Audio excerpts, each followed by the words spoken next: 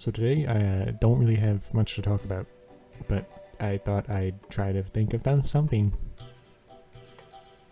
The only real difference compared to other days with this one is that I didn't do a sketch. I just went right into doing a body outline, which is shorthand for I didn't know what to do today.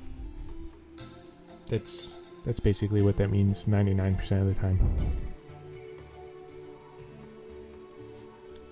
So once again, it's just humanoid with random stuff going on, like extended limbs, weird chest being like, I don't know, having a crack through it, and the head being whatever that is, regular head shape, but then 6 spikes and only a mouth. Eventually. But yeah, otherwise, this is just how I typically do things, minus the sketch. Same darker color outline, and then a lighter mid-tony fill, and then using the same brush I always use to render. I'm really innovating over here. Now I do some things differently later on, and by differently I mean more, I wouldn't say in-depth. It's slightly different than what I normally do. And it's really just using a much brighter, more saturated color rather than having everything be the same faded midtones. Why? Because if you did the black and white trick to look at values, typically online it would be just like 1 or 2, 3 very similar values. So today I decided to have a much wider range of values. Yep. Brave, stunning, never before seen. I know. I don't know when that is in this video. It's pretty obvious when I start doing it though, because it starts off looking really bad, but it gets there, so don't worry. It gets better, just the process. This is not the super bright color. This is what I would typically do before thinking this is not bright enough. I need to increase these values, pump up the value range, which is right here. Which I like doubled the lightness on it from that previous light tone, I should say. It's like tripled the light value of that mid-tone I was using before. So yeah, you could say I'm innovating.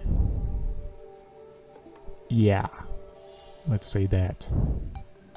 Let's just make it sound really nice, rather than, you know, what it is, which is just above the bare minimum. But we can just make it sound good. I don't know what else to say for that. And I put it only on this one side. Why? Because I decided that's where the main source of light was going to come from. I know. Incredible reasoning. And at this point, I thought it looked not great, but also I blamed that a lot on just having a pure white background. But hey, like, backgrounds for later. Sure, that's probably not smart in the long run, but whatever. I go with the simplest, easiest background known to man. Of one color, and then just adding the light in. Once again, brave stuff. Real innovative work. I also do I don't know if you'd call it a trick, but the thing where the light area has way more detail than the dark area. AKA the shadow has less detail than the light, but you can also do it the other way where the shadowed area has more detail than the light, depending on what you're going for. Just because eyeballs can only really focus on one range at a time.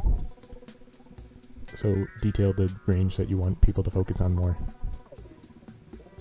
That's the moral of whatever I was just rambling about. And also the reason why, as you can see, well, hopefully as you can see, I'm putting a lot more detail into the light area. With that nice, super saturated color.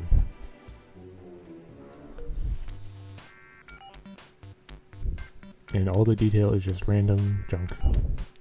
My classic, the MPF classic. Random twisting flesh.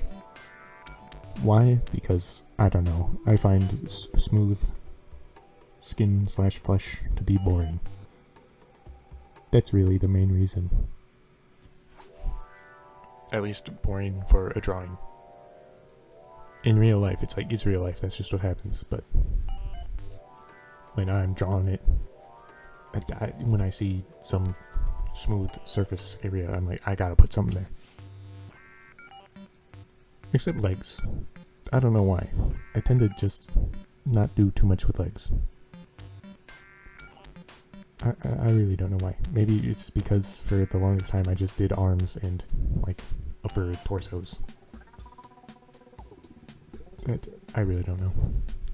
It just happens, okay. I'm working on it. Somewhat. A little bit. Sometimes. Trust me. And I don't have too much more to say. Added more highlights with the typical rendering brush, but also with my very thin, solid brush. My quote-unquote liner brush that I very rarely use to line anything. Which I am currently using right now in the art process drawing video. That is probably unbelievably difficult to see depending on the device you watch this on. But trust me, it's there. I also use it for a lot of cross-hatching stuff. If you could call what I'm doing cross-hatching when I use it. I will say it is. Why? Because I can. And you can't stop me. I mean, you could yell at me to not say that, or to say that it is, but I'm recording this now, and you can't change this now. Yeah. If you couldn't tell, I'm really just trying to figure out something to rant about, / yap about, because I'm out of it. I said what I need to say. I guess I could talk about how I added these tendril things to its back, just to make it more interesting. Because right now, it was humanoid standing there. And let me tell you, I've done a lot of those. A lot. Plenty. Probably too many, but that's just what happens, I guess. That's what I choose to deal with by drawing every day. And then lighting wise, I was gonna go with overlay because that's my classic, but then I decided to go with color dodge just because it looked way nicer, in my opinion. And I also went with orange because it is a complementary color to the blues I've been using. So it looks really nice. Also, in my opinion. And with those tendrils, I decided to play around with the shadows being cast on the body because I typically don't do that. Except like I don't know, probably a couple 100 days ago at this point, where I tried to do more dynamic shadows that lasted like a whole 2 drawings. I couldn't tell you their exact day, but they happened. I know they happened because I remember drawing them. So yep, color dodge with the orange. I also used the little line brush that I talked about cross-hatching with to do some... I guess I use it for its purpose, the lining, because I outline some of the body with color dodge. I don't know if it will appear very well in the video, but trust me, I did do it. It's real. I'm not making this up. I also did a lot of blurring to blur out the shadowed parts and those tendrils in the back. And yep. I sure yapped. Thank you for listening to my yap. Come come back again tomorrow, and the next day, and the next day. I don't know if I'll be yapping for them though. But thanks for listening. Bye. Bye. Bye. Bye.